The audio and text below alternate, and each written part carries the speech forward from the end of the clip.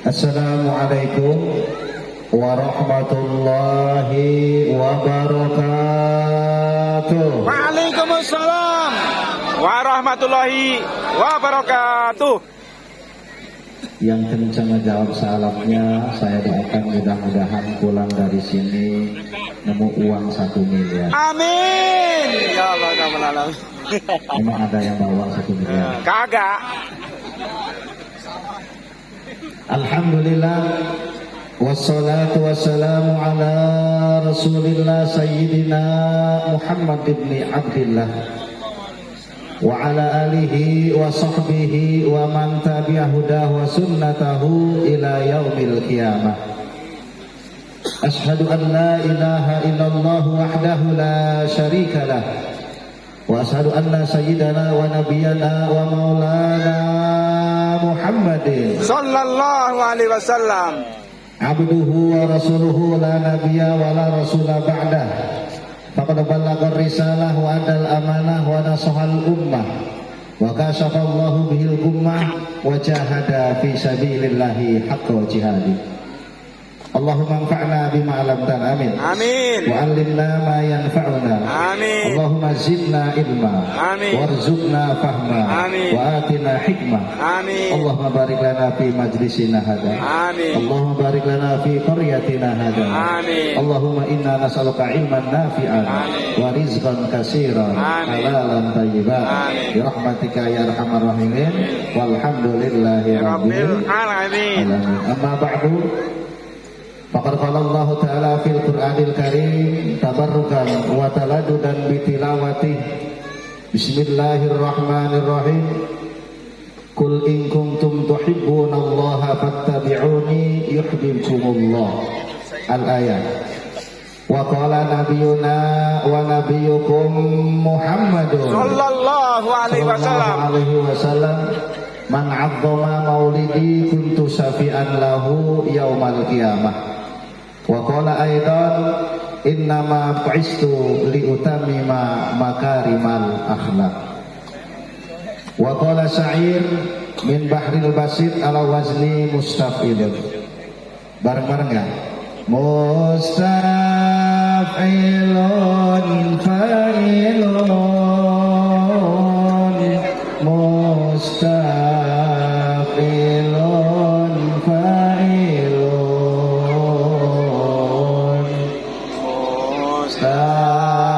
mustaf'ilun fa'ilun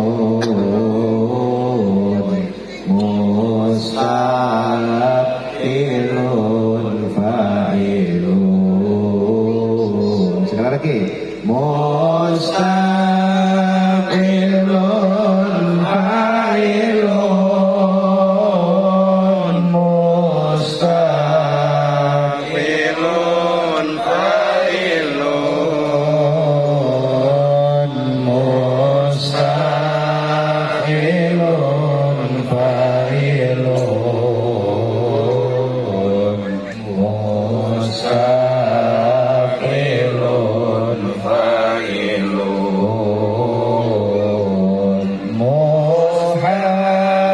Muhammadun basharun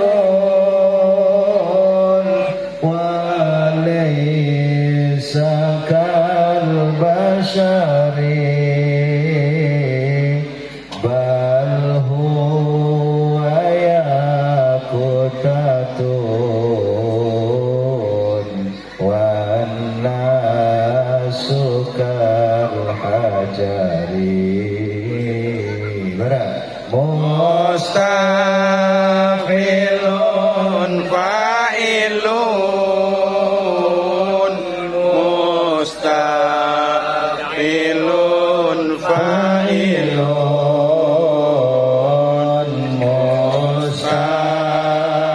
mustaf'ilun fa'ilun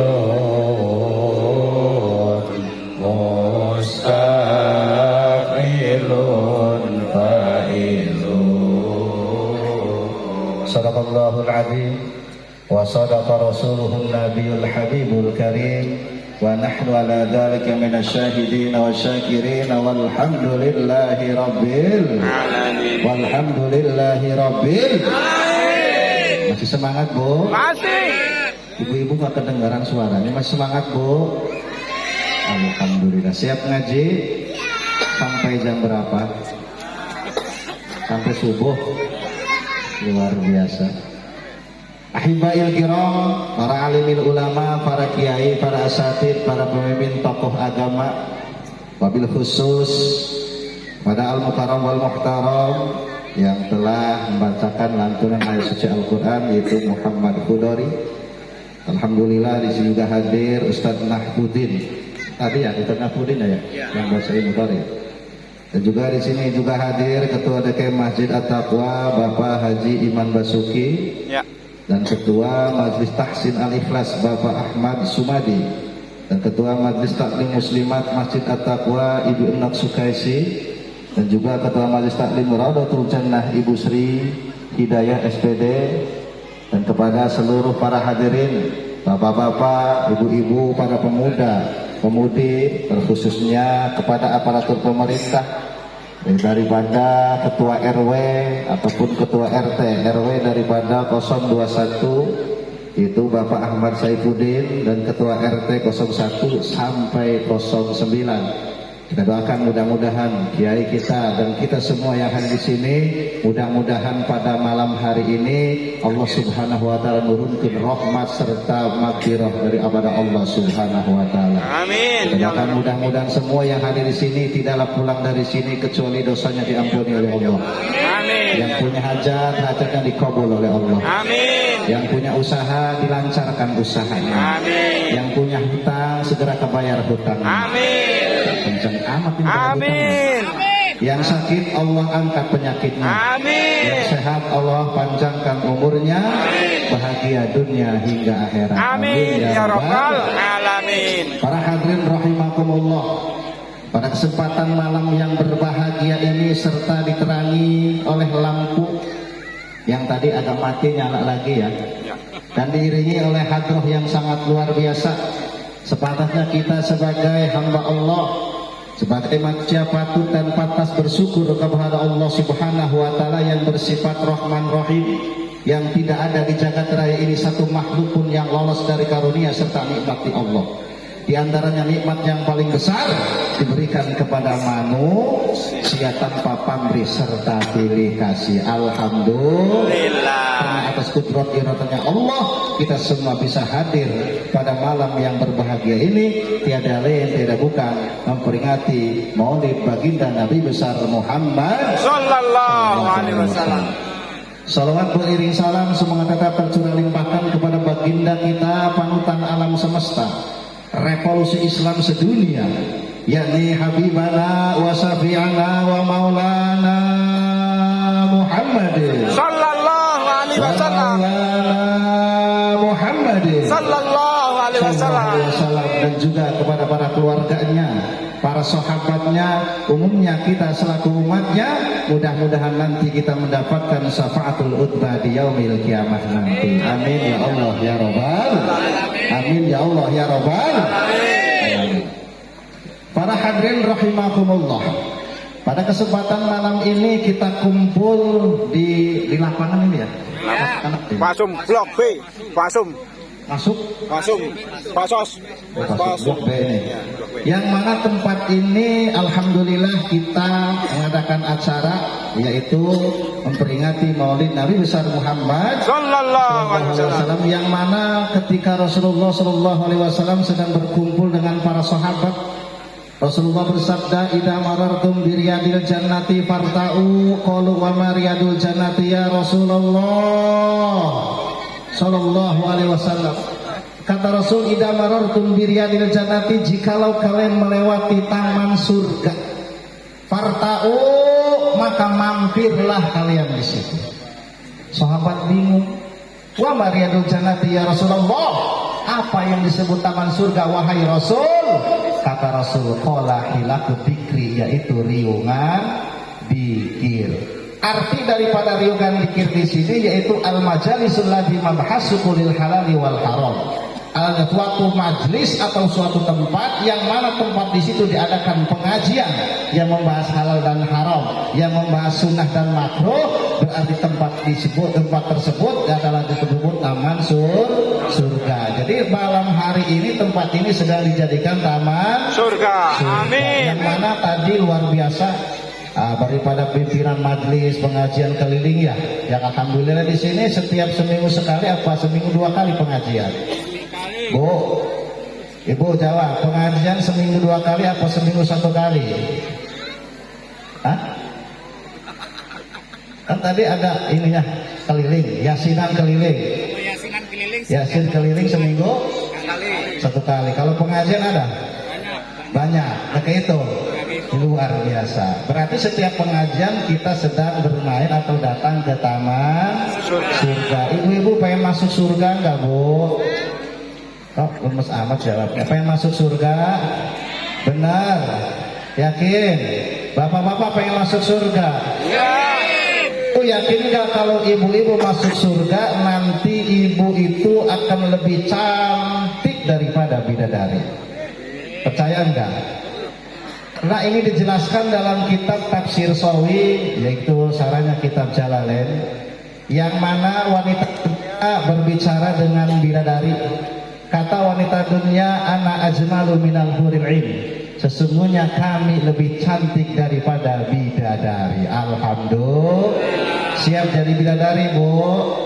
Ibu pengen masuk surga, pengen jadi bidadari, ratunya bidadari.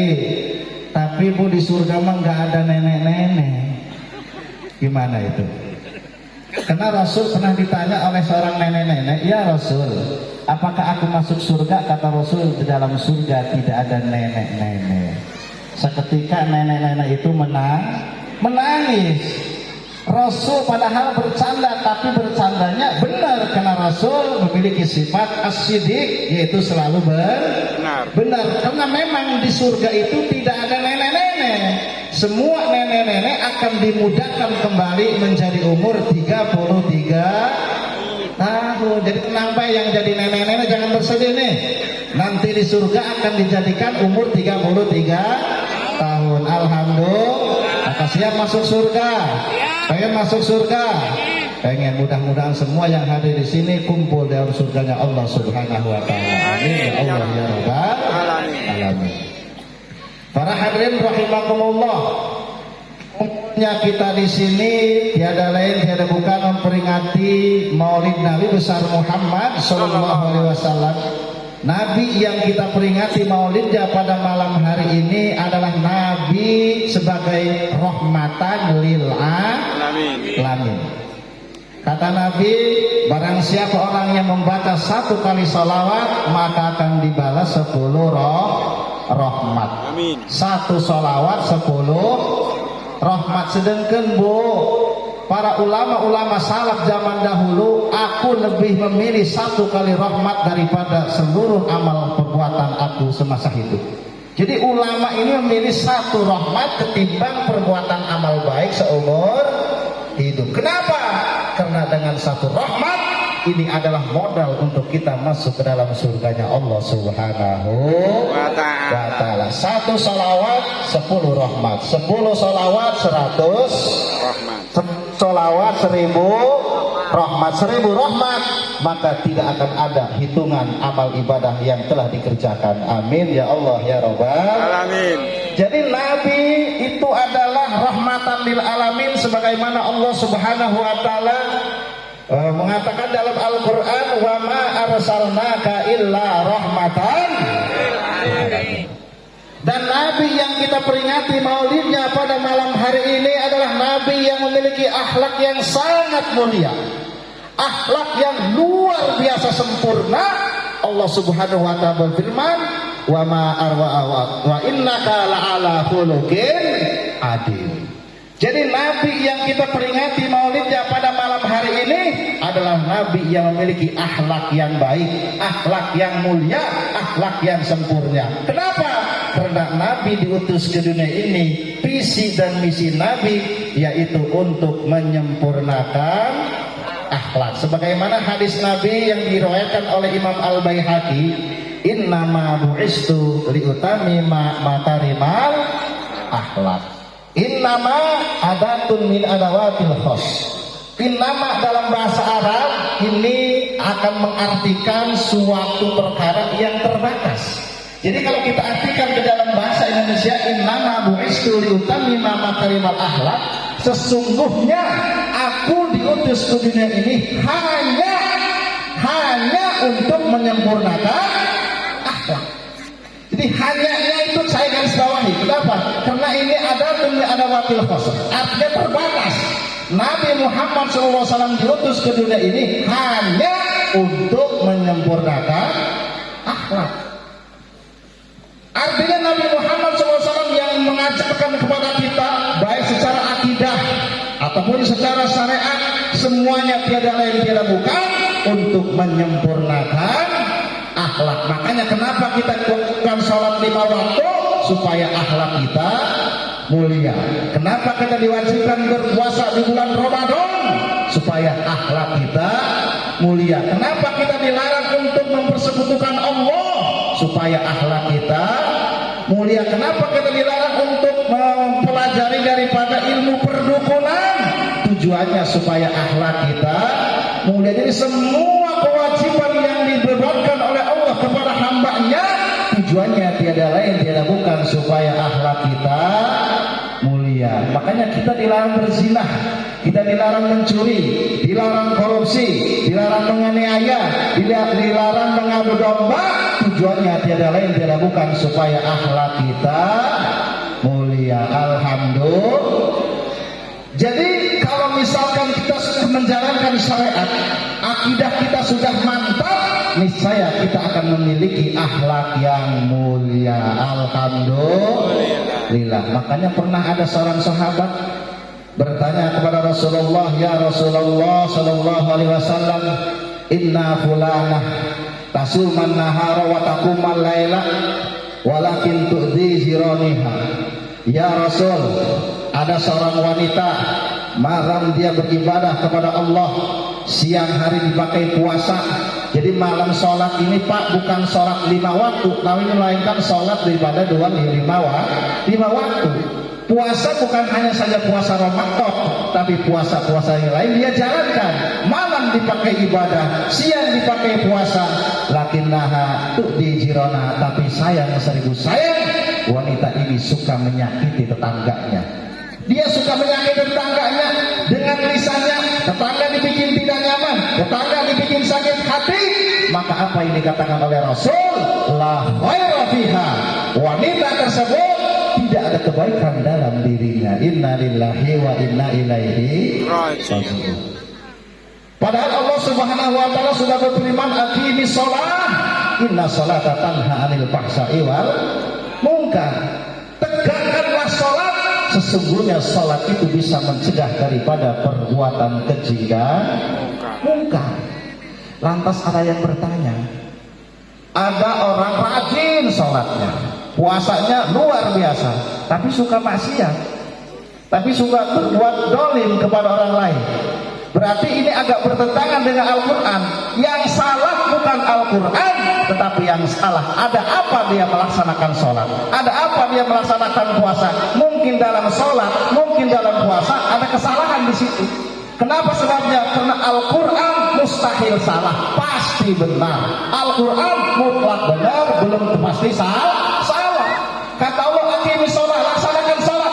Karena sesungguhnya sholat bisa mencegah daripada perbuatan keji dan munkar. Jikalau masih ada orang yang sudah sholat tapi masih melakukan perbuatan keji dan munkar, bukan Al-Quran yang salah, tapi ada apa dengan sholatnya? Betul apa tidak? Betul apa tidak? Contohnya, sholat itu artinya kita periksa sholatnya ada apa ini. Kita melaksanakan sholat tapi kok masih melakukan maksiat. Sedangkan dalam Al-Quran, aqimus sholat, laksanakan sholat, pasti sholat itu bisa mencegah daripada perbuatan keji dan munkar. Jikalau sholatnya sudah benar, sholatnya sudah dijalankan, sholatnya sudah ikhlas, niscaya dia akan mendapatkan atau memperoleh akhlak yang mulia. Tapi tadi pertanyaan, sholatnya rajin tapi suka berbuat maksiat. Kita periksa sholatnya. Dalam sholat itu ada syarat, ada rukun-rukun sholat. Di antara rukun sholat apa? Yaitu membaca suratul Fatihah. Suratul Fatihah dibaca oleh kita periksa di Fatihahnya. Ada yang salah apa yang enggak, makharijil hurufnya, tajwidnya. Bertanya kepada ustaz-ustaz setempat. Di sini suka ada yang ngaji Al-Qur'an enggak? Ada-ada suka ngaji Al-Qur'an enggak di sini? Apa yang tadi dikumandangkan oleh qori kita luar biasa. Fatihahnya diperiksa ada yang salah apa enggak. Oh alhamdulillah rukun-rukun salat, syarat rukun-rukun salat sudah dijalankan dengan baik. Periksa syaratnya. Di antara syarat-syarat salat yaitu suci dari hadas kecil dan besar. Di antaranya kalau kita mau melaksanakan salat harus memiliki wudu. Periksa wudunya. Kamu wudu dengan apa? Dengan air. Air dari mana? Dapat ngembok dari tanah. Menggunakan apa? Menggunakan mesin air. Menggunakan tenaga apa mesin airnya? Tenaga listrik. Listriknya dari mana? Dapat nolong. Dapat nyuri. Berarti ini yang salah.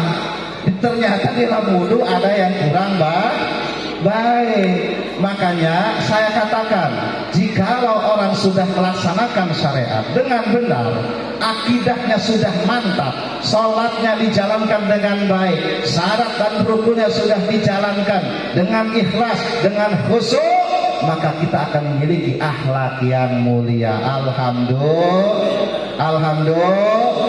Maka semua yang berkenaan dengan yang halal dan haram itu ada kaitannya dengan akhlak yang mulia. Alhamdulillah. Makanya ini mengatakan innama bu'istu liutammima makarimal akhlak. Oleh karena itu saya ingin ingatkan diri saya pribadi, khususnya umumnya kepada hadirin yang hadir di sini, bahwasanya akhlak itu ada di atas hukum. Akhlak ada di atas hukum. Jangan salah arti. Artinya jangan menggunakan akhlak lantas meninggalkan hukum. Jadi hukum dan akhlak harus seiringan. Contohnya begini, saya kasih contoh supaya paham, supaya tidak sesat dan menyesatkan. Contoh ibu-ibu, bu, ibu diam aja. Biasanya yang paling ramai ibu, pengajian paling banyak ibu-ibu. Yang kondangan, yang arisan, yang suka ngomongin orang, apa-apa yang ngomong bu. Tapi di neraka paling banyak ibu-ibu. Gimana? Paling pengajian paling banyak ibu-ibu, ya kan? Pengajian baik tablik akbar atau ibu paling banyak. Bahkan kata Nabi, salah satu ciri kiamat itu wanita 40 banding satu laki-laki. Satu laki-laki banding 40 wanita. Itu ciri-ciri kiamat. Makanya pada tahun ini daripada kita hitung di sensus pemilihan, itu sudah 10 banding 1. Jomblo-jomblo jangan khawatir. Jadi 1 mendapatkan 10. Kalau sudah 40 itu salah satu ciri-ciri kiamat. Ini banyak wanita ini. Kita doakan nih, mudah-mudahan wanita ini jadikan wanita yang solehah. Amin ya Allah ya Rabbal. Sampai mana tadi? Ibu-ibu ya, sampai ibu-ibu doang. Bapak-bapak, Pak. Nah, bapak misalkan lagi mandi nih, Mak, supaya contoh supaya masuk. Lagi mandi tapi bapak lupa bawa anduk. Nah, ada anaknya, Nak. Coba lemparkan anduk sini, lemparkan ke bapak. Jadi bapak lupa bawa anduk. Terus anak dibeledok tuh. Gitu. Anak nurut ke karena bapak nak? Nurut enggak? Nurut, tapi caranya bagus apa tidak? Kenapa sebabnya? Kurang berakhlak. Padahal si anak nurut apa yang dikatakan oleh bapaknya. Nah, sini anduk, lemparkan anduk tersebut. Si anak langsung lempar ke bubuk. Kira-kira marah tuh bapaknya? Marah enggak? Marah. Padahal si anak sudah nurut apa yang dikatakan oleh bapaknya. Beda lagi dengan ini. Nah, sini anduk lemparin. Copot ku si anak. Dibawakan dengan penuh kesopanan. baik apa tidak? Baik. Tapi nurut apa tidak kalau Tiga. Kenapa? Karena tidak dilempar. Nah, itu contoh pertama. Artinya jikalau akhlak dan hukum ini beriringan, maka semuanya akan indah dan kita akan mendapatkan akhlak yang mulia. Jadi misalkan kalau ada orang tua yang mengatakan sebetulnya lemparkan anduk, si anak yang anduk. Jadi jangan artinya kita mengikuti suatu perkara walaupun itu yang benar, tapi kalau dilaksanakan kayak tadi, si anak kan bapak nyuruh melemparkan anduk, si anak nurutin, tapi itu memang benar melaksanakan, tapi kurang berakhlak. Kira-kira paham tidak? Ngerti apa enggak? Ini bahasa Sunda ngerti apa tidak ini? Ngerti. Ngerti ya? Ngerti.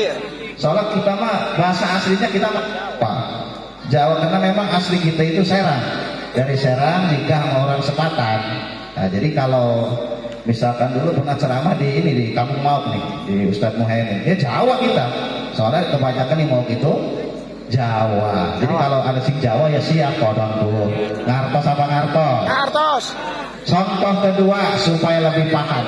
Bapak-bapak, aurat bapak-bapak kalau lagi sholat dari mana ke mana? Jawab. Di atas buja, di bawah dengkul. Jadi kalau misalkan pakai sarung, terus pakai kaos oblong, sholat demi sholat Allah bulu kelek kemana-mana. Kira-kira santai sholat? Santai sholat tapi berakhlak enggak? Kurang ajar.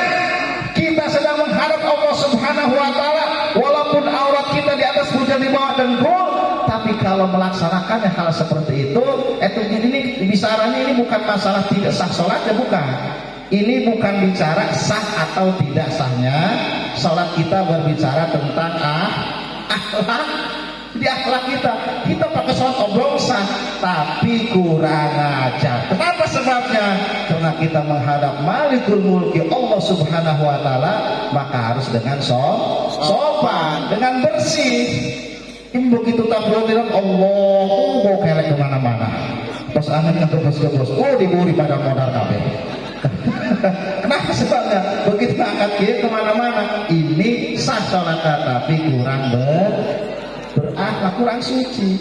Karena indallaha thayyibun, Allah itu maha suci, layak lalu ila thayyiban, tidak akan menerima sesuatu kecuali yang suci. Makanya ibu-ibu lamun kurhen haram melaksanakan sholat, haram melaksanakan puasa karena dalam keadaan kotor.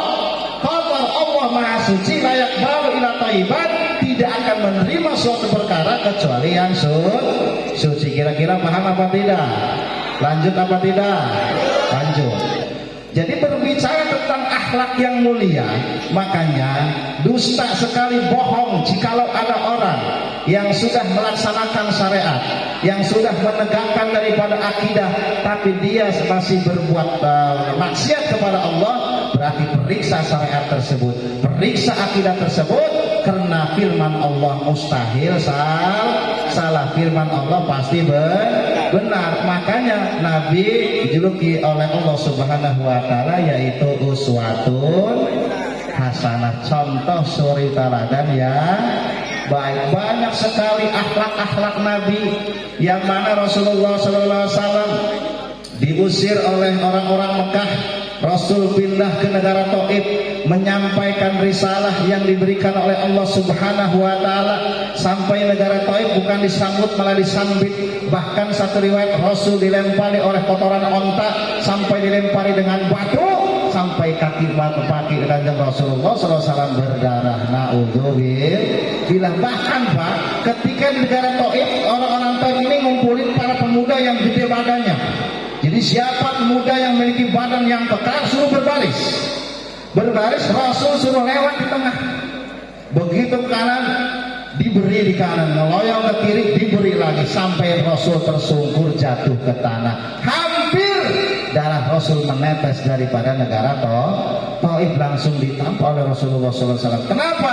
Karena jikalau suatu negara yang menumpahkan darah Rasul, tanah tersebut tercecer daripada Rasulullah, maka tanah tersebut akan dihancurkan oleh Allah Subhanahu.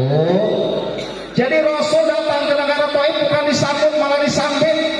Banyak orang-orang yang benci Rasul. Begitu Rasul sedang kena musibah, Rasul berdarah, akhirnya datang malaikat Jibril alaihi salam. Jadi Rasul sedang duduk melamun, memikirkan umatnya yang begitu luar biasa benci kepada Rasulullah sallallahu alaihi wasallam. Datang malaikat Jibril. Kata malaikat Jibril, ya Rasulullah, andaikan kau sakit hati, andaikan kau ingin balas dendam, sekarang juga aku akan angkat Jabal Uhud dan aku akan lemparkan kepada orang-orang Taif biar mereka mati semua. Rasul ditawari oleh malaikat Jibril. Kenapa sebabnya? Karena Rasul sudah dianiaya, dibenci oleh kaumnya, bukan disambut malah disambut ditawari oleh malaikat Jibril. Bahkan Jibril akan membawa gunung dan akan dilemparkan kepada orang-orang Taif. Apa kata Rasul? Ya Jibril, saya diutus ke dunia ini untuk rahmatan lil alamin. Kata malaikat Jibril, ini sudah keterlaluan ya Rasulullah. Biarkan. Kalau sekarang mereka tidak beriman, mungkin bulan depan mereka akan beriman. Kenapa? Karena mereka tidak tahu. Karena mereka tidak tahu. Seandainya mereka tahu, pasti mereka akan beriman kepada Allah. Kata malaikat Jibril, bagaimana kalau bulan juga mereka tidak beriman ya Rasulullah? Biarkan nanti tahun depannya akan beriman. Gimana kalau tahun depan juga mereka tidak beriman ya Rasulullah? Biarkan saja, nanti anaknya yang akan beriman. Gimana kalau anaknya tidak beriman juga ya Rasulullah? Nanti cucunya yang akan beriman. Sungguh akhlak Nabi Muhammad SAW sangat mulia. Nabi tidak pendendam. Kalau saya ditawarin gitu nih, misalkan saya sedang ceramah di sini, akhirnya di sini bukan disambut malah disambut, dilemparin oleh orang sini. Datang malaikat Jibril, ya Wahyudi, andaikan kau sakit saat hati, aku akan lemparkan gunung ke sini. Kira-kira apa jawab saya? Ya, lemparin aja. Bila jadi itulah akhlak baginda Rasulullah Sallallahu Alaihi Wasallam. Makanya alhamdulillah dengan peringatan Maulid ini mudah-mudahan kita semua, khususnya yang hari sini yang tadi dibicarakan oleh Bapak Haji Amin tadi, yang luar biasa ya. Karena memang Rasulullah Sallallahu Alaihi Wasallam itu satu kali baca sholawat khususnya di malam Jumat itu bagaikan langsung berbisik kepada telinga Kanjeng Nabi. Jadi suka membaca sholawat. Sholawat beda dengan berdoa khusyuk tidak khusyuk, bercanda ataupun serius, sholawatnya pasti diterima. Cuman kadang saya heran nih, biasanya kalau lihat mobil bagus, rumah bagus, sholawatin aja dulu katanya. Baca sholawatnya nggak pernah. Ada yang gitu, ada. Kan lihat Allahumma sholli ala sayyidina Muhammad, udah segitu aja. Lihat mobil bagus, rumah bagus, sholawatin aja dulu, nanti juga punya. Baca sholawatnya kagak. Ini kira-kira benar apa tidak ini? Ya banyak yang begitu. Makanya dengan peringatan Maulid Nabi besar Muhammad SAW, kita termasuk umat yang dirindukan oleh Nabi Muhammad SAW. Kenapa? Karena Rasul sedang berkumpul dengan sahabat, manusia yang aku cintai, manusia yang aku rindui, yaitu manusia umat akhir zaman. Yang mana umat akhir zaman itu termasuk kita. Mudah-mudahan kita menjadi umat yang dirindukan oleh baginda Rasulullah Sallallahu Alaihi Wasallam. Jadi Pak, kalau boleh tahu Nabi Adam pernah berbicara meminta kepada Allah ingin menjadi umatnya Rasulullah. Saking mulianya umat Kanjeng Nabi, makanya kita bersyukur kepada Allah karena kita dijadikan umat Nabi Muhammad Sallallahu Alaihi Wasallam. Kalau kita dilahirkan ketika di zaman umat Nabi Musa, kira-kira kita beriman kepada Nabi Musa apa tidak? Ya. Pak, kalau Bapak dilahirkan di zaman Nabi Musa, kira-kira beriman kepada Nabi Musa apa tidak? Belum tentu. Kenapa? Karena Nabi Musa cuma seorang pengembala kambing. Sedangkan Fir'aun semua fasilitas negara tersebut dimiliki oleh Fir'aun. Bala tentaranya banyak, hartanya banyak. Nabi Musa cuma seorang pengembala. Apakah kita ketika nanti dilahirkan, jikalau dilahirkan pada zaman Nabi Musa, kita beriman kepada Nabi Musa? Belum tentu. Makanya kita bersyukur kepada Allah dilahirkan menjadi umat baginda Rasulullah Sallallahu Alaihi Wasallam. Kenapa? Sebabnya kita termasuk umat yang dirindukan oleh Rasulullah. Karena kita tidak pernah melihat langsung wajah Rasul. Kita tidak pernah mendengar suara Rasulullah. Tapi tapi cinta dalam hati kita, nama beliau akan selalu tumbuh pada hati kita. Nah, disitulah kita menjadi umat yang dirindukan oleh baginda Rasulullah Sallallahu Alaihi Wasallam. Kira-kira Bapak Ibu cinta nggak kepada Nabi? Cinta nggak kepada Nabi? Jadi mudah-mudahan pada malam hari ini menjadikan bukti cinta kita kepada baginda Rasulullah Sallallahu Alaihi Wasallam. Nah, kenapa? Karena Rasul begitu cinta kepada umatnya. Ketika Rasulullah di akhirat nanti, Rasul mengatakan, saya tidak akan masuk surga sebelum semua umatku masuk surga. Bahkan ketika Siti Fatimah mengetahui nanti anaknya meninggal itu mengenaskan, Sayyidina Hasan diracun sampai keluar semua anggota badan yang ada dalam perutnya itu keluar. Tiada lain tiada bukan yang meracunnya itu adalah istrinya. Jadi yang racun Sayyidina Hasan itu istrinya Sayyidina Hasan. Terus adiknya Sayyidina Husain meninggal dengan secara tragis, yaitu dipenggal kepalanya. Fatimah mengetahui bahwa anaknya ini meninggal dengan tragis, minta kepada Rasul, ya Rasul, berdoalah kepada Allah agar anakku ini tidak meninggalnya sangat mengenaskan. Apa jawab Rasul? Doaku ini akan aku berikan hanya kepada umatku. Luar biasa. Padahal Pak, jikalau Rasul berdoa kepada Allah, kira-kira cepat dikabul atau tidak? Dikabul. Kita kalau berdoa itu pasti dikabul. Semua yang kita doakan itu pasti dikabul, cuman kadang jaraknya. Awas, tidak ada doa yang tidak dikabul. Semuanya doa dikabul. Cuman jangan pernah putus asa. Allah Subhanahu wa taala ud'uni astajib lakum. Jadi tidak ada yang sia-sia di dalam doa kita. Makanya jangan pernah berhenti untuk berdoa kepada Allah. Kalau dagangannya lagi seret, minta kepada Allah. Kalau dagangannya lagi sepi, minta kepada Allah. Karena Allah semakin dipinta semakin senang. Makanya tidak ada yang sia-sia di dalam berdoa. Di sangat luar biasa cintanya Nabi kepada umatnya. Bahkan Rasulullah SAW ketika beliau sedang dicabut nyawa oleh malaikat Azrail, ketika beliau merasakan sakit, Nabi Muhammad SAW minta kepada malaikat Israel bahwasanya rasa sakit ketika dicabut nyawa yang dirasakan oleh umatku semuanya berikan kepada diriku. Coba luar biasa. Kira-kira bapak ya, bapak bogoh karena kemajikan, karena istrina. Lamun istrina misalkan sakaratul maut, kira-kira hayang nanggung apa moal? Tuh. Hah? Tuh.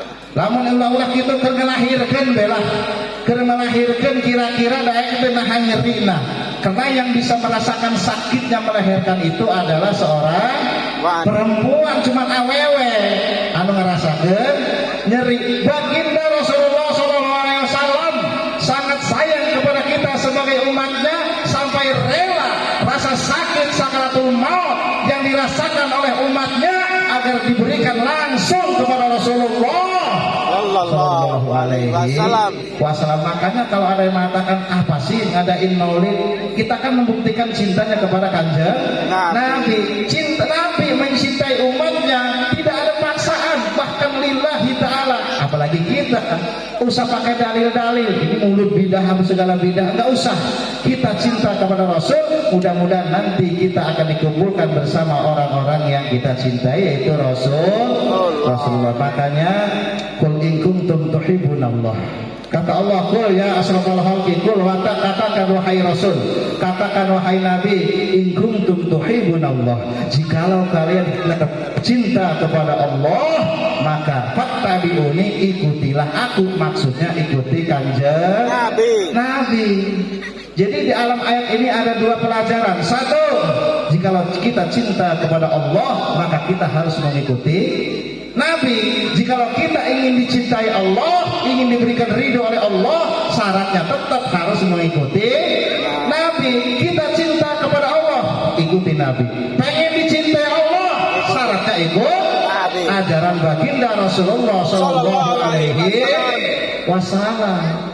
Makanya pantas Rasulullah memiliki akhlak yang baik, karena akhlak yang mulia itu bagian daripada benteng kita sebagai umat Nabi besar Muhammad Sallallahu Alaihi Wasallam. Makanya kalau misalkan kita sholat kembali ke tadi tapi masih melakukan maksiat, berarti sholat ini belum bisa menjadi benteng untuk dia tidak melaksanakan maksiat.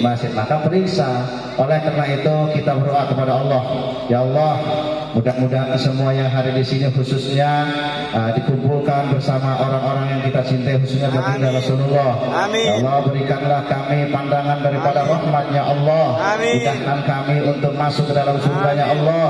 Dan mudah-mudahan semua keluarga kami yang masih ada ataupun yang sudah tidak ada dapat ampunan pada malam baginda kelahiran baginda Rasulullah sallallahu alaihi wasallam. Amin ya Allah ya rabbal alamin. Terus sampai kapan?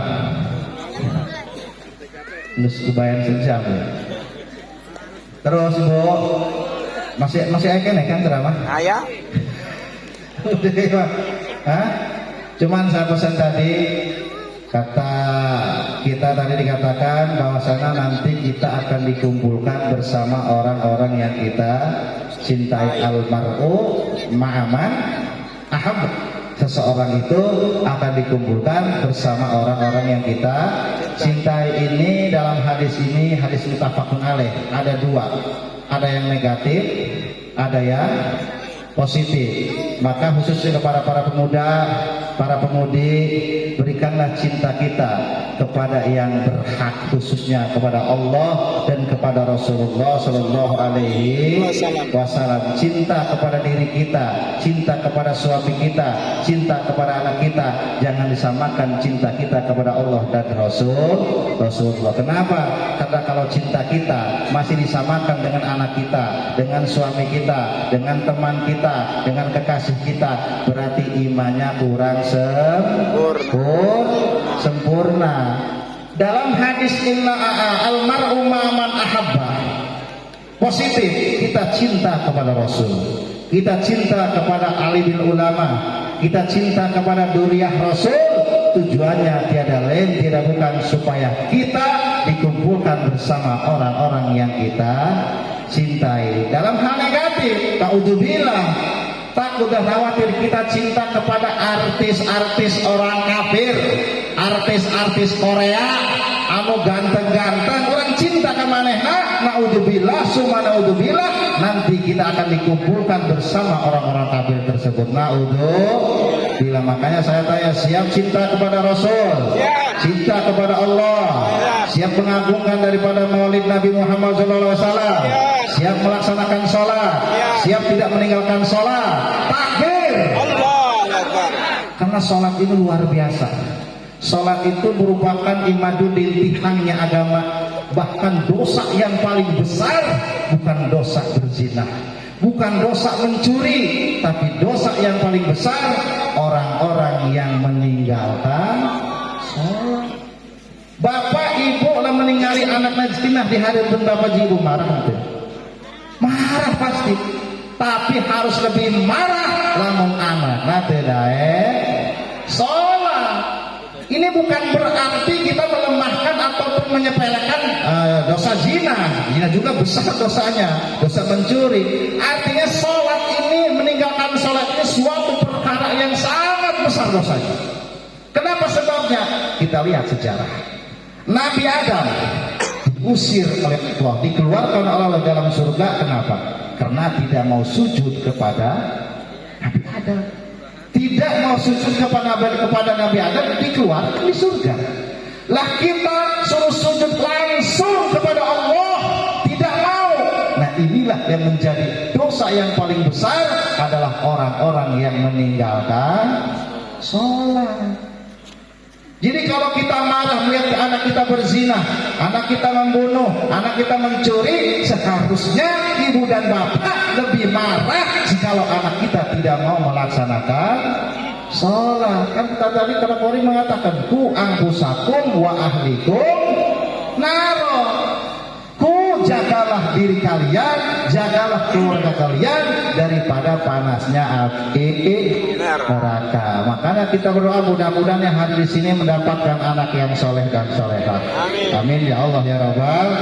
Karena anak yang soleh dan solehah itu yang akan menolong kita nanti di akhirat. Amin ya Rabbal. alamin. Kenapa? Karena doanya anak soleh, doanya anak yang solehah itu bagian daripada amal yang tidak terputus. Amal yang tidak terputus ada berapa, Bu? Bapak-bapak diam. Ibu-ibu, amal yang tidak terputus kalau kita sudah meninggal ada berapa? Ayat tilu. Bu, ibu, masih ngantuk, Bu? Ngantuk enggak? Masih semangat? Amal yang tidak terputus kalau sudah meninggal satu, yaitu ilmu yang manfaat. Kedua, sedekah. Dan yang ketiga, doanya anak soleh. Kenapa sebabnya kita ngomong itu? Karena semua yang hadir di sini sudah diponis oleh Allah, kullu nafsin dha'iqatul maut. Pasti semuanya ini akan merasakan kematian. Dalam kitab Daqaiqul Akhbar, jikalau kita sudah meninggal, bayangkan kata kitab tersebut, idza mata ibnu Adam, jikalau anak Adam sudah meninggal, wa mado salah satu ayam, dan sudah kelewat 3 hari, Pak, Bu, kita kalau sudah meninggal sudah kelewat 3 hari, karena sebelum 7 hari ada riwayat 40 hari itu masih di rumah, masih beruang melihat suaminya kalau ibunya meninggal, melihat anaknya ketika bapaknya sudah meninggal. Ketika kita sudah meninggal, sudah kelewat 3 hari, ruh menghadap kepada Allah, kata suruh, ya Rabbi idhanli hatta amsi wangdur ila jasadi. Ya Allah, ya Tuhanku, saya kangen rindu kepada jasadku. Sudah 3 hari saya tidak bertemu dengan jasadku, kata si seru. Jadi tidak langsung disiksa, tidak langsung disiksa, 3 hari menghadap kepada Allah. Apa yang dikatakan Allah? Fa'adanallah, akhirnya Allah memberikan izin kepada si ruh untuk bisa melihat jasadnya. Begitu si ruh datang ke kuburan, melihat dari kejauhan, si ruh menangis. Ya jasadil miskin, ya habibi atat guru ayama fi hayatika fi hadal manzil. Wahai jasadku yang miskin, wahai kekasihku, apakah kamu ketika masih hidup kamu ingat dengan tempat ini, tempat kuburan, di mana kuburan ini tempatnya semua siksaan, bahkan sahabat Nabi lebih baik disiksa di neraka daripada di kuburan. Memang kenapa? Di kuburan masalah baik, hari di neraka mah wabaan.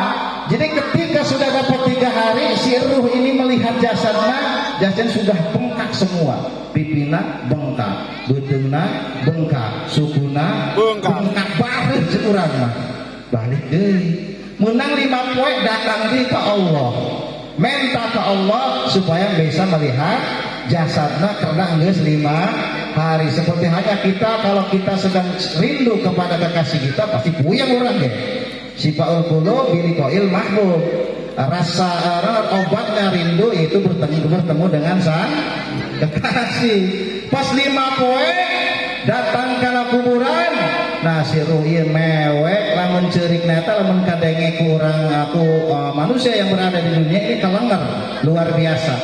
Begitu melihat jasadna, irungna keluar darah, subutna keluar darah, ceulina keluar darah campur nanah. Jadi betulnya geus luar biasa, ceurik dari janina. Singkat cerita, pas menang 7 poe, si ruh datang deui kana jasadna. Begitu ningali jasadna, nangis jalma ratan langit, maut sehat maratan jagat, karena jasadna geus pinuh kubila. Jasadna pinuh kubila bilatung. Nah itulah nasib badan kita. Jadi mudah-mudahan yang hadir di sini dijauhkan daripada siksa kubur, dijauhkan daripada siksa neraka, dan mudah-mudahan kita meninggal ada seorang anak yang mendoakan kita selalu. Amin ya Allah ya Rabbal alamin. Karena anak itu titipan daripada Allah Subhanahu wa taala. Lamun titipan dirusak, Allah marah henteu. Marah seperti anak bapak-bapak markirkeun motor. Begitu dicopot motorna, bana pecah, spakborna pupus, pelekna meleo, kira-kira marah henteu? Marahna ka saha? Parkir kan? Allah geus semua. Ketika menitipkan anak, terus anak tidak dididik oleh kita, tidak diberikan akhlak yang baik, maka menitipna marah sama menitipna. Karena semua ini titipan. Harta juga sama. Ketika kita diberikan harta yang lebih daripada orang lain, tidak digunakan kepada jalan yang benar, tapi tapi harta dijadikan kepada jalan yang salah, maka yang menitipkan harta tersebut akan merasa menitipnya. Allah, jabatan, harta, semuanya itu hanyalah titipan daripada Allah Subhanahu wa ta'ala. Maka jagalah anak-anak kita, didiklah anak-anak kita, supaya nanti anak-anak kita menjadi penolong ketika nanti kita sudah meninggal, insya Allah. Mungkin hanya itu yang bisa saya sampaikan, kurang lebihnya mohon maaf. Bila ada kata-kata yang salah ya Bu ya, Bu, hampura lamun anu salah. Mudah-mudahan kita dipertemukan di lain hari, dan mudah-mudahan pada acara malam ini dapat menjadikan bukti cinta kita kepada Rasulullah. Sallallahu alaihi wasallam. Semuanya hari di sini dimasukkan ke dalam surganya Allah Subhanahu wa taala. Amin ya Allah ya Rabbal alamin. Panas alul manana ijrona minar riya mudha'ifan ujrona. Billahi taufiq wal hidayah. Assalamualaikum warahmatullahi wabarakatuh. Waalaikumsalam warahmatullahi wabarakatuh.